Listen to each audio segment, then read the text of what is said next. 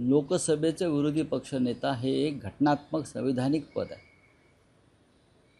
राहुल गांधी यांच्यामध्ये हिंमत आहे जी आमच्या प्रधानमंत्र्यात नाही, की एकाच वेळेला शेकडो पत्रकारांसमोर आपली भूमिका मांडण्याची त्यांच्यामध्ये हिंमत आहे. मोदींना काल 75 वर्ष झाली, पण अजूनपर्यंत गेल्या 11 वर्षात त्यांनी एकही पत्रकार परिषद घेतली नाही.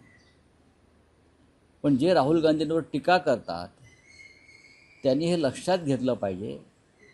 राहुल गांधी यांनी सातत्यानं पत्रकार परिषदा घेऊन आपली भूमिका मांडली आहे. गेल्या काही काळापासून ते निवडणूक आयोगातला भ्रष्टाचार, निवडणूक आयोगातले घोटाळे, मतचोरी ह्याच्यावर बोलतात. आणि काल त्यांची ही दुसरी पत्रकार परिषद होती, त्यात त्याने पुरावे दिले आहेत की कशा प्रकारे मतं डिलीट केली जातात एका विशिष्ट समाजाची, जिथे काँग्रेस किंवा भाजपा विरोधक जिंकू शकतात तिथे मतदार यादीतून बोगस फोनवरून, बोगस नंबरवरून, वेगळ्या वेगळ्या राज्यातून मतदार यादीतून शेकडो हजारो नावं डिलीट केली.